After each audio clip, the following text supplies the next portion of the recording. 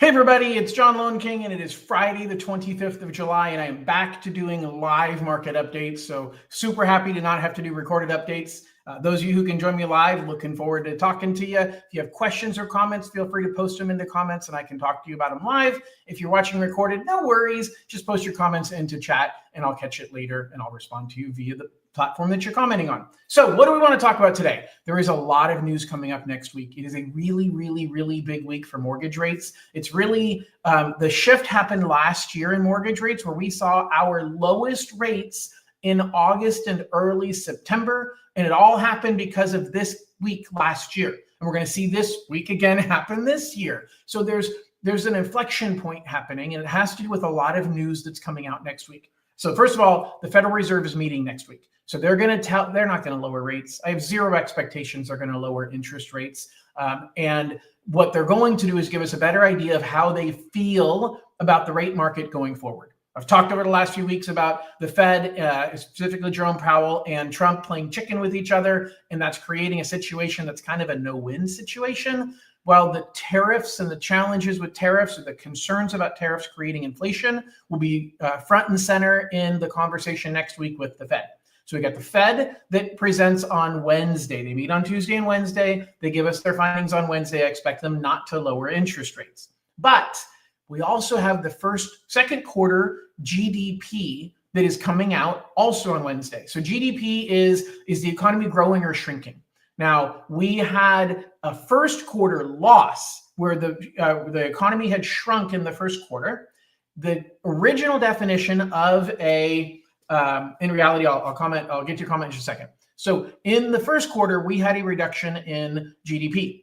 The long-term definition of a recession is 2 consecutive quarters of negative GDP.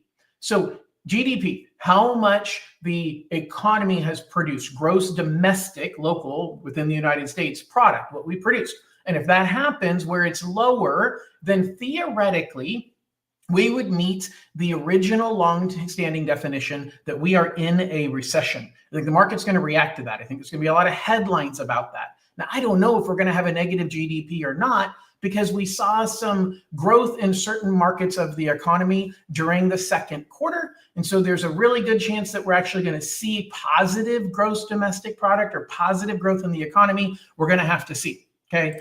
So in reality, did I hear Trump say a low dollar will make him more money? Yeah, I know. It's that challenge. It's that yin and the yang between independence of the Fed and the president's desire to control. There's a lot of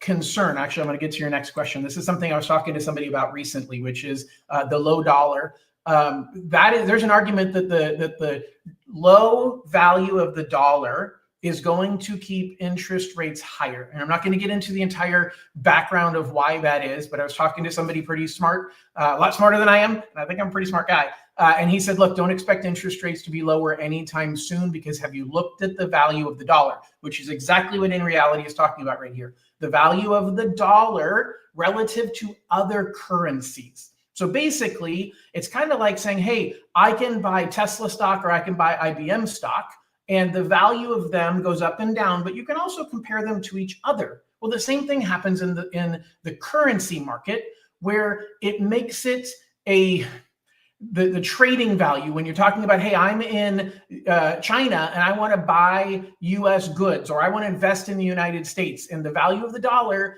impacts that investment. Okay. It's like when you go to travel and you're traveling to the United Kingdom and you're buying euros.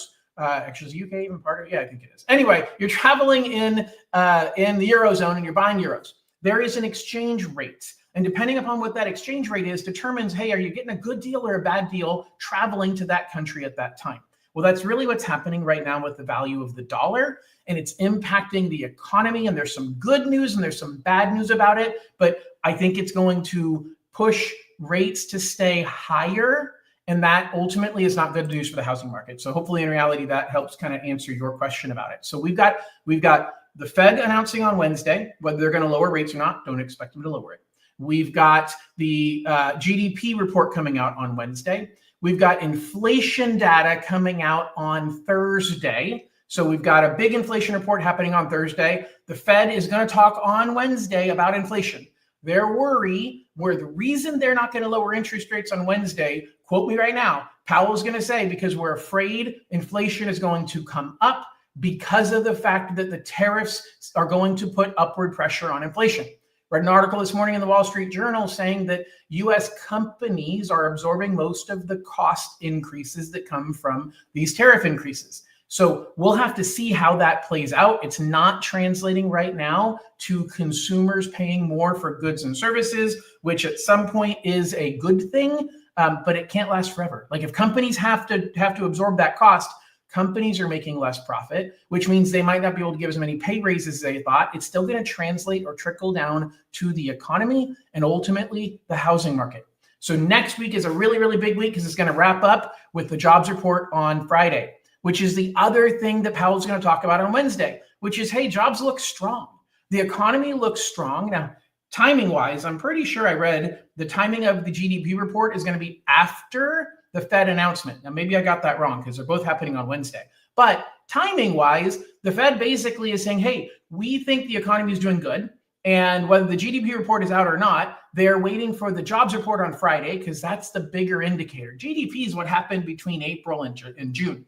The jobs report is what's happening right now, what happened during the month of July with an increase or decrease in the number of jobs created in the United States. So this is going to be a very, very big week for interest rates. It's going to drive really what the economy thinks the Fed is going to do, because the Fed normally does their retreats in August. So they have normally they meet every 6 weeks, but there's a longer timeline between Fed meetings when we hit August, because the Fed does their offsite retreat, Jackson Hole, Wyoming. So we got weird, how do I want to say this? We've got weird dynamics that are going on right now in the market that make this the most critical week for us to see where rates are going to go during the month of August. All right. In reality, he says, I understand you're not allowed to give financial advice with stocks, but in your opinion, would you be investing right now with all-time high being a dumb idea? That is a tough one. So I'll say this. I am a huge fan of dollar cost averaging. So in that regard, always buy, always buy, because whether you're buying on a high or you're buying on a low, you're not trying to time the market. So I am not a fan of timing the market. It's funny. I was talking to one of my friends about an E-Trade account that I've had for 5 or 6 years.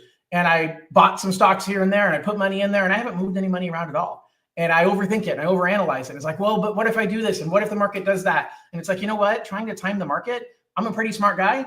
And I've looked at, hey, what if I would have made that move? Ooh, I would have lost money. Oh, but here I would have made money. That's not me. I don't have that temperament. I don't have that desire. I would rather do dollar cost averaging and say, hey, I bought here and then I bought here and then I bought here and then I bought here. And overall, that's my strategy in investing, is continually buying little amounts into stocks that I believe in or funds that I believe in. That's my take. In reality, I appreciate the question. For individual people, you all have your own appetite and your own direction, and definitely hire somebody way smarter than I am on the investment side. All right. Shifting gears really quickly. It is the market itself. We're seeing new construction not being as favorable as it has been. So new construction has been, going gangbusters for the last 5-10 years, really. But the last 5 years has been all about new construction. We're seeing more standing inventory in new construction than we've seen in a long time. And it's hitting a peak of where builders start pulling back. I had a chart, I don't have it up right now, but I had a chart that I was looking at this morning that looked at historically for the last 50 years, every time that new construction inventory hit around the levels they are right now, builders pull back and start building less. And so we're at that turning point, and builders have not started laying off staff. Now, they don't want to do what they did back in 2007 to 2012, which is they laid off all of their staff and they had a hard time bringing them back. Okay, I do want to put this comment up there. So in reality, I appreciate your feedback.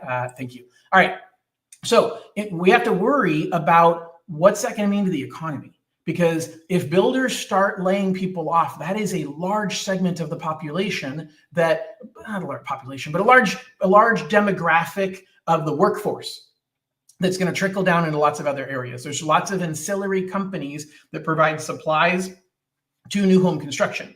Now, what's funny is we still don't have enough homes built. This is exactly what I've been talking about for the last few years. We don't have enough homes built for the number of people that need them.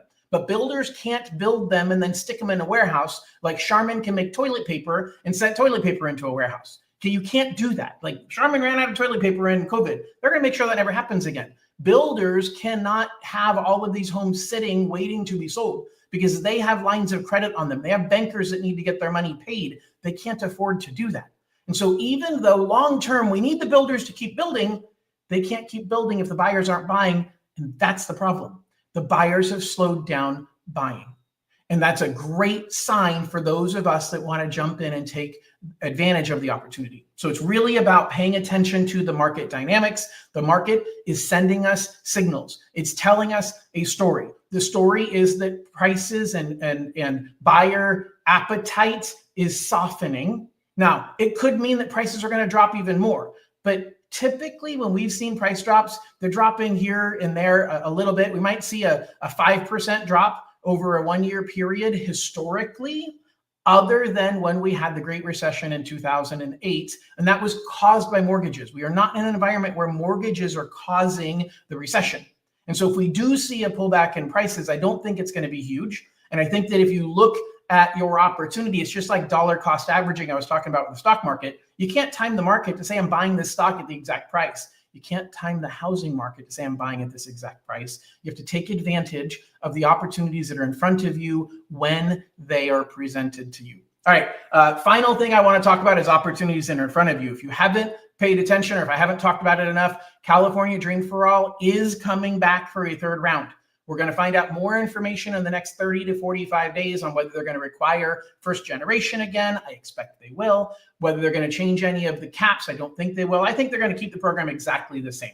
Okay. But the California Dream for All program is a huge opportunity for people who can fit into that program, and they need to start talking to us now, just like anybody who wants to buy in the future. There is no time too soon to start talking about qualification. So now is the time to start talking about it, whether you're thinking about Dream for All or just thinking about buying in the next couple of years. You don't want to wait until your time to buy is here to find out that you're not fully prepared. So early and often, scan this QR code right up here so that you can meet with us, talk to me about what you're looking to accomplish, whether it be with the Dream for All program or a different program. I want to be here. I'm interviewing to be your lender and to guide you through the home buying process. Guys, I really appreciate you joining me today. Looking forward to continuing to provide you up-to-date information.